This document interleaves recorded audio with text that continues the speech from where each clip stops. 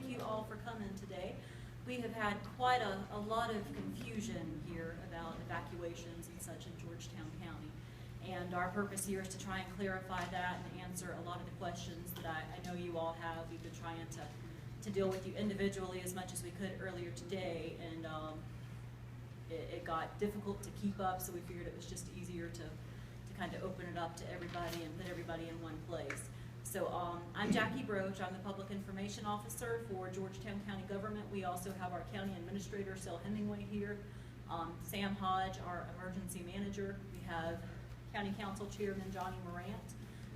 Our Sheriff, Lane Cribb, is here. We have representatives from the Andrews Police Department, from the City of Georgetown. Who else is here? And our Mayor, Holly's Island Mayor Bill Otis is here. So we should have just about every area of the county represented to filter questions. So we're going to have Mr. Hodge come up and kind of give a briefing of what's going on today and what the situation is. Then Mr. Hemingway, the county administrator, is going to make a few comments, and then we're going to open it up to questions. So with that, here is Mr. Hodge. Thank you, Jackie. I'm Sam Hodge. I'm the Director of Emergency Management for Georgetown County.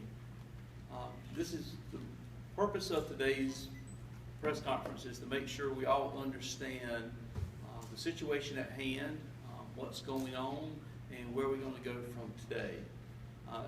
Pretty much what we know is we've been following the hurricane event for over a week now, which turned into a lot of rain and flooding events. So we've kind of gone from one disaster to another disaster to another disaster.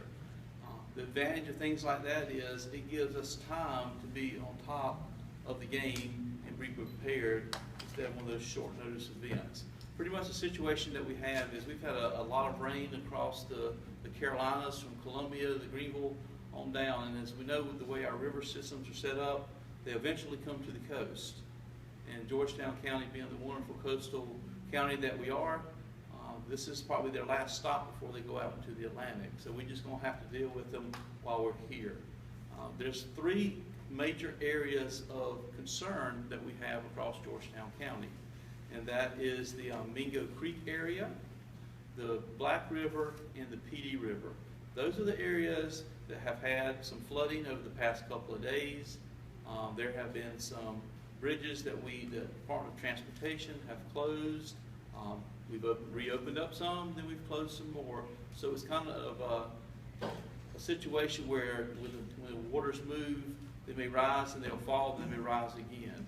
So the three areas that we're concerned about, which I want to recap one more time, the Mingo Creek area, the Black River, and the Pee Dee. Those low-lying areas toward the center of the county are where that we have the most flooding and the most concern. And what we're asking our residents to do, if you live in those areas, to be very vigilant, know what's around you, and be prepared to evacuate if the situation warrants. We've already had some people evacuate. We've performed some rescues. We did a flyover for the past 2 days. We've got a good handle on what it was 3 days ago and again yesterday, so we can kind of judge the information. We have information coming in from many different sources, from the River Gauge to the Coast Guard, National Weather Service. They're all providing us different types of intel on the heights of the rivers and things like that. So the good thing about it is we already had our teams in place, and now we're moving on from the hurricane to the flooding event. But the key is that people be ready to evacuate if told to do so. That will be a local decision. The governor currently, as of today, will not issue an evacuation order for Georgetown County. That is a local decision. It's very hard to do a blanket evacuation order when we're only talking about 3 or 4 small pockets of area across the county. Like I said, those 3 river areas are the ones that we're concerned about. There have been some rescues from our local fire department and EMS, law enforcement, National Guard. We've got them all boots on the ground in those areas that we are suspected to cause problems. And once again, the key is if you do not feel safe or you think the flood waters are going to get to your property, evacuate. And that's the key. You know, we cannot right now force you to evacuate. It is your choice. But keep in mind that we are providing shelter operations across the county. Pleasant Hill Elementary School was opened up this afternoon as an evacuation shelter. That is being staffed by the Red Cross and the Salvation Army, and some of our other nonprofit organizations are taking care of that shelter. Andrews Recreation Facility has been a shelter since the hurricane came through, and that is in operation also. For those that have transportation needs, there is a pickup point at Browns Ferry Elementary School. There are buses waiting there to take people to the shelter. So if you don't have transportation, go to that location, which is kind of a central location, and we will get you to a shelter to be safe. With that, that's pretty much all the information that we have. One of the good things about an event like this, it's been going on for some time, there are some different resources that are available that we have in Georgetown. So you'll see a lot of assets going around. You'll see a lot of military vehicles. You'll see military aircraft. Just because a helicopter's flying over does not mean we're automatically rescuing people that are stranded on rooftops. There's damage assessment flights. There's a lot of different information that we're gathering from those aircraft. And the biggest thing that is killing the whole incident is rumors. So the key is go to the source of the information. We have a disaster hotline set up in Georgetown County for all of our operation, and that number is 843-545-3273. That is your information source. Also, Georgetown County webpage is gtcounty.org. All the information is going out there. Also, you can find us on Facebook. Look up under Georgetown County. We're pushing all of our information there. Local media is the great source. Keep in mind when you're getting your information, it needs to come from a credible source. Sometimes social media is a great friend that we have to get information out, but in return it can also be one of the hunters out there that really kills an operation. So make sure the information you get is from a credible source, and also listen to local media in an official capacity when we give out this information. Some of the questions that came up were about Highway 17 and 701. They're all passable. You know, who knows what, 2 or 3 weeks down the road they may not be, but I guarantee you currently all the roads are passable. Goes back to Pawleys Island area. We don't foresee any major flooding in Pawleys Island today, but as all the water from across the state comes to the coastal area, that has a tendency to change. We don't foresee that in our modeling that we're looking at, but those conditions are always exist. So we cannot rule out anything, but that's just something we don't see in the immediate 24 to 48 hours on our end. So the key thing to remember that we're trying to get across is there's 3 trouble areas around Georgetown County that need to be very vigilant during this next 12 to 24 hours. So if you live in the area of Black River, Petey River, and Mingo Creek, just stay tuned to what's around you and to the local media, and listen for any official evacuation orders which will come from the county officials in Georgetown. At this point, I'm going to turn it over to Administrator Selk Hemingway. Thank you, Sam. I will say a testament to the job that he's doing is he stole just about every comment that I had planned to share with you. I would like to offer and follow up on the resources that we've been utilizing. We certainly have been engaged and have staffed our Emergency Operations Center, as Sam said, during the hurricane event and the flooding that resulted from the rain, and then it subsiding, and now the return flooding that's occurring because we are receiving the waters from upstate. Throughout that process, we have in our center 24 hours a day representation from our municipalities, from our public safety divisions, from the municipalities and from the county, that all sitting together along with utility providers, state agencies such as Department of Transportation, Department of Natural Resources, So those resources are in the same room, sharing information, talking to each other as we move through the event. Our goal is to keep our citizens safe, but in doing so, not to cause a disruption of life for those citizens that don't necessarily have an emergent situation. This is not an event that is countywide in nature. There's, as Sam pointed out, certain river basins, as we refer to, are experiencing flooding and rising water levels, and we continue to monitor those water levels at various junctures as the water makes its way down to Winyong Bay, and as conditions change, our reactions change. Now, I'm careful with that word reaction because I don't want to paint a picture that we're just waiting till something happens and then we react to it without any pre-thoughts.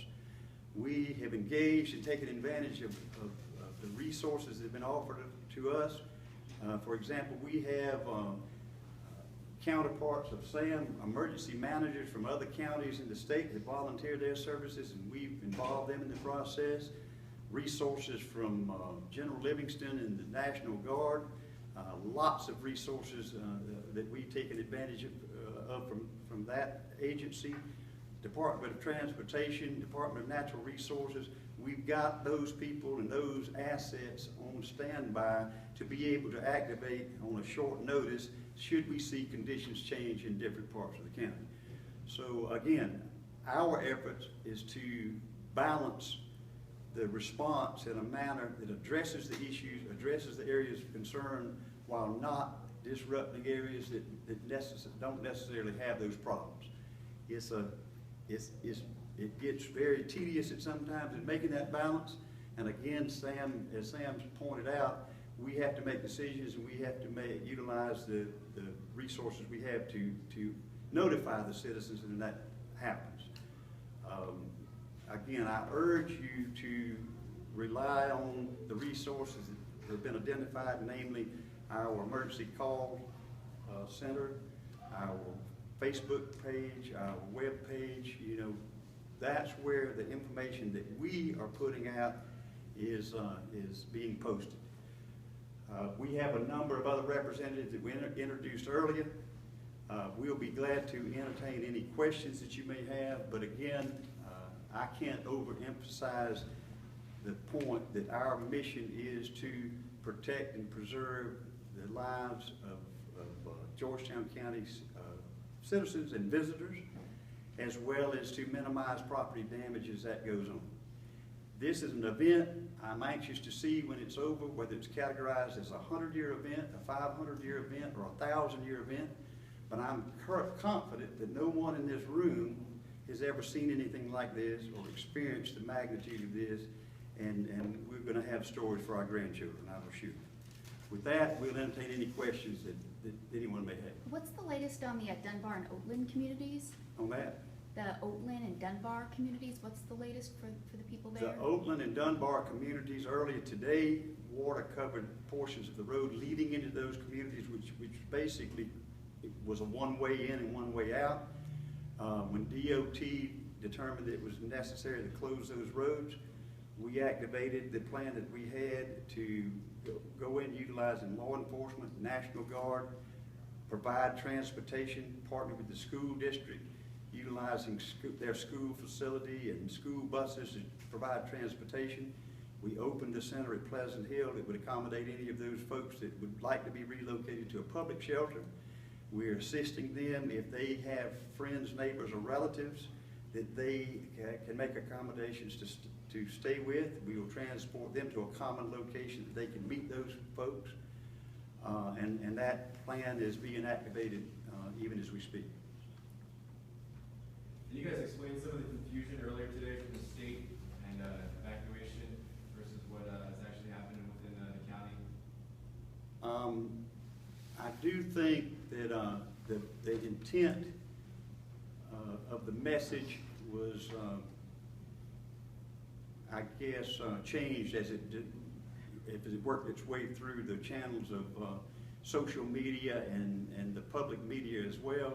We've been in contact with the governor's office. We've been in contact with General Livingston, with the National Guard. He's just conducted a press conference to try to restate the governor's position, and basically that is that she's encouraging everyone to take this event seriously.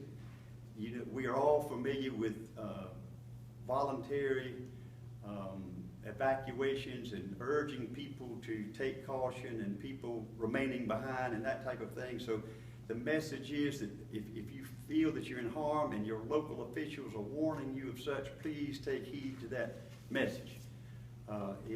Somehow it got interpreted that it may have been a state-directed or mandatory type of evacuation, which is what was not the case.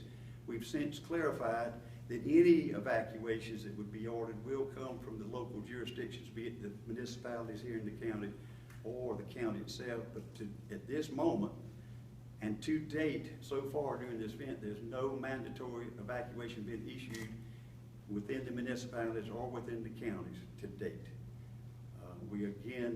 Some people use the term voluntary evacuation. I asked the question several times. I said, what's the difference of me saying if you feel endangered, please leave. We can provide transportation, we can provide shelter. So if you sense that you're uncomfortable, we have all of that available to you, which is in a sense a voluntary evacuation if they make that determination. And that's what the approach that we've used to this point. Up in Horry County, obviously it's no forced evacuations there, but they have been going around DNR and other, I guess, law enforcement and knocking on people's doors. And again, it's never going to be a force, but they're asking them to leave. They're saying, we would like for you to leave, we'll help you leave.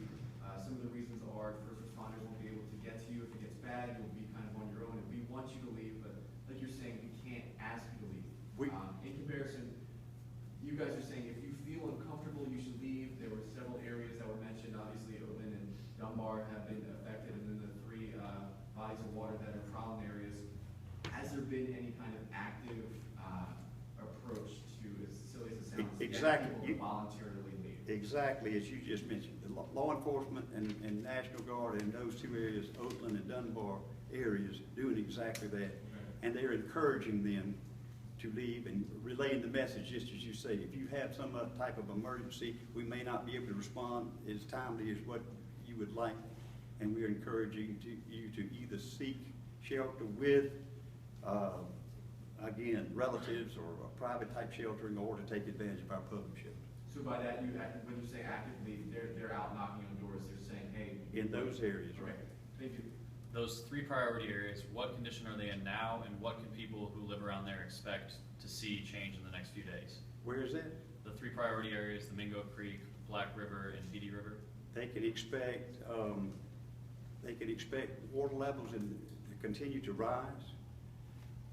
We are carefully monitoring riverfront communities that have limited access in to determine if there's a threat to those roadways in, such as we see at Oakland and Dunbar, for example, to make a determination if that type of situation can recur in some other areas, and to stay ahead of that and be able to notify those folks and provide the same opportunities that we have in these other areas.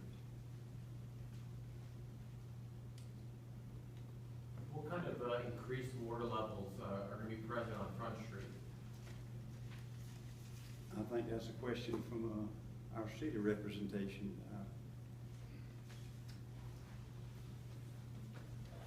I'm Jack Scoville, Mayor of the City of Georgetown. The areas of the city that have traditionally experienced tidal flooding will experience flooding again, and it will be deeper than in the past several days we anticipate. Part of that is I think we're going to have a really high tide, isn't that right, Chief? West Chieftown? Yes. Over the next couple of days, our high tides are going to be